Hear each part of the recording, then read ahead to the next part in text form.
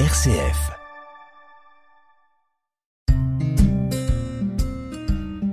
Bienvenue dans Paroles et chemins de prière sur RCF Cœur de Champagne. Avec Marie-France Gabriel, partageons un moment pour nous ressourcer spirituellement. Bonjour les amis, je suis heureuse de vous retrouver autour du livre du Père Stan Rougier, Au commencement était l'amour, paru aux presses de la Renaissance. Nous sommes toujours dans la 3e partie, intitulée « Que faut-il dire aux hommes ?» Aujourd'hui, nous poursuivons le chapitre « C'est l'amour que je veux ». Arrêtons de mettre Dieu dans notre camp. Cessons de dire « Dieu est avec nous » et de faire exactement le contraire de ce qu'il désire. Au sein de la confrérie des pharisiens, certains savaient, avec humour, distinguer quelques différences entre eux. Le Talmud, un texte juif qui fait autorité, rédigé 1 ou 2 siècles après Jésus-Christ, évoque une échelle de comportement. Il y a les pharisiens de l'amour qui agissent comme Abraham. Ceux-là sont les vrais. Les pharisiens de la crainte, comme Job. Les scrupuleux qui se demandent « Quel péché caché ai-je commis pour le compenser par une bonne action ?» Les économes qui se demandent « Quelle chose vais-je accomplir pour augmenter mes mérites ?» Les calculateurs qui se disent « J'ai à mon actif beaucoup de mérites, je peux m'offrir un petit délit ?» Les traînards, prétextant un précepte urgent pour retarder la paix des ouvriers. Les forts d'épaules, écrivant leurs actions sur leur dos pour se faire honorer.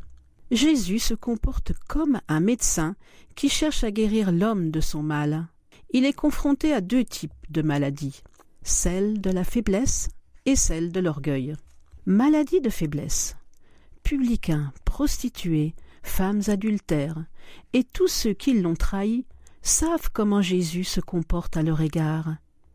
Pierre, m'aimes-tu ? Ces hommes et ces femmes se sont trompés de chemin. Ils se heurtent au faux bonheur. Ils sont malheureux. Ceux-là, du fond de leur détresse, attendent un salut. L'Évangile souligne « Les publicains et les prostituées se pressaient pour entendre Jésus » Luc chapitre 15, verset 1. Fénelon disait « Profitez de vos fautes. Elles seront plus utiles en vous rabaissant à vos propres yeux que vos bonnes œuvres en vous consolant. » Nos faiblesses morales peuvent nous faire perdre courage. Nous pensons « Dieu ne peut plus m'aimer, je n'en suis plus digne ». Il faut entendre alors ce mot de saint Jean. « Si ton cœur te condamne, n'oublie pas que Dieu est plus grand que ton cœur. » Première lettre de saint Jean, chapitre 3, verset 20. 2e type de maladie, celle de l'orgueil. À l'égard des pharisiens recherchant les honneurs, calculateurs ou économes, comment se comporte le médecin Jésus ? Il n'aura pas de mots assez forts pour faire tomber leur masque. Il s'agit de les démystifier, de retirer les splendides draperies qui cachent leur misère. Jésus les aime, eux aussi. Un chirurgien aime-t-il moins un malade atteint de gangrène et inconscient de la gravité de sa situation ? Un temps de réflexion avec Marie-France Gabriel. Paroles et chemins de prière sur RCF Cœur de Champagne. Que l'on me pardonne un jeu de mots. La vocation des pharisiens était d'être des phares. Mais ces phares n'indiquaient plus le port. Ils menaient ceux qui le regardent vers des récifs. Jamais on n'a désigné ce mal avec une telle sévérité. La mission de Jésus était de révéler le nom de Dieu. Est-il amour ou rigorisme ? Jésus, l'absolu à visage humain, veut tendre la main à ceux qui se noient. Adultères, voleurs, prostituées, publicains, brebis galeuses, brebis perdues, possédés, collecteurs véreux, fils prodigues. Les gardiens du temple de la vertu étaient bien décidés à lui barrer la route. On ne badine pas avec ces choses-là. Où irait-on si on se laissait attendrir devant les larmes d'une fille de joie ? Si cet homme était un prophète, il saurait qui est cette femme qui le touche, disait-il en Luc chapitre 7, verset 39. Ils étaient horrifiés en voyant Jésus se laisser oindre les pieds avec du parfum par une prostituée à la chevelure dénouée. Tout au long des évangiles, 2 conceptions de Dieu s'opposent, inconciliables. Dieu, maître souverain, juge sévère, maintenant les coupables dans la honte, et Dieu très bas. Je vous appelle mes amis, car je vous ai dit tout ce que j'ai entendu de mon Père. » Et il a entendu qu'il y a plus de joie pour un seul pécheur qui reconnaît ses fautes que pour 99 justes. La seule intolérance qui soit tolérable est celle de l'amour. L'amour ne peut tolérer que l'on humilie. L'amour ne peut accepter que l'on rabaisse un homme, surtout lorsque ce manque de respect s'accomplit au nom de Dieu. Jésus pressent que bientôt ces hommes acharnés vont le bâillonner, l'empêcher de livrer son message. Il se dépêche alors d'en appeler à leur conscience. Déjà à leur sujet, le Dieu de la première alliance disait « Et moi, je pleurerai en secret votre orgueil. » La tentation de l'orgueil est la plus subtile et la plus destructrice. On n'aperçoit pas le mal dont on est atteint. Le Messie qui se révèle à Jean dans l'Apocalypse dira à la communauté chrétienne de Laodicée « Que n'es-tu froide ou brûlante?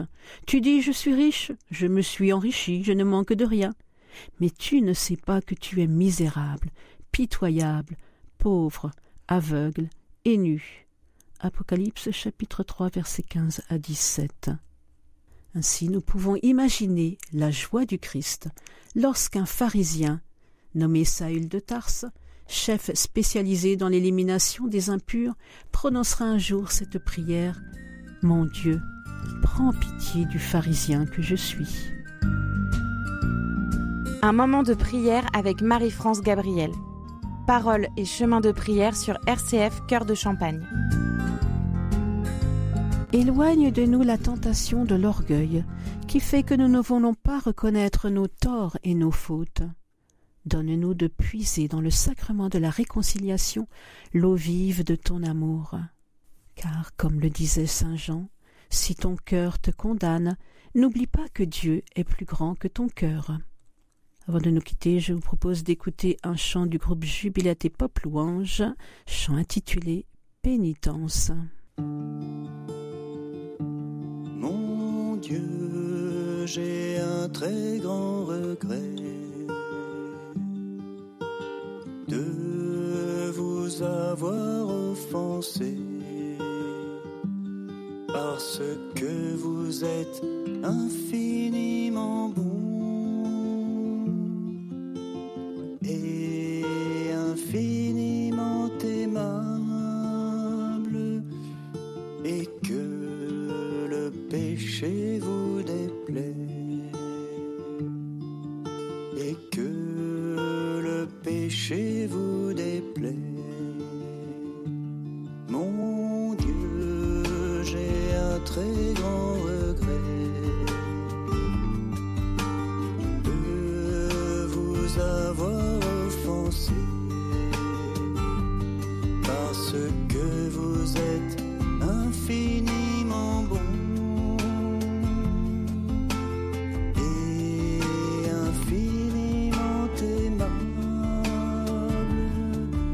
et que le péché vous déplaît, et que le péché vous déplaît. Je prends la ferme résolution, avec le secours de votre sainte grâce, de ne plus vous offenser et de faire pénitence.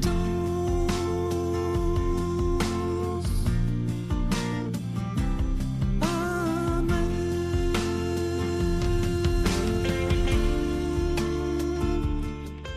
Au revoir les amis, à la semaine prochaine.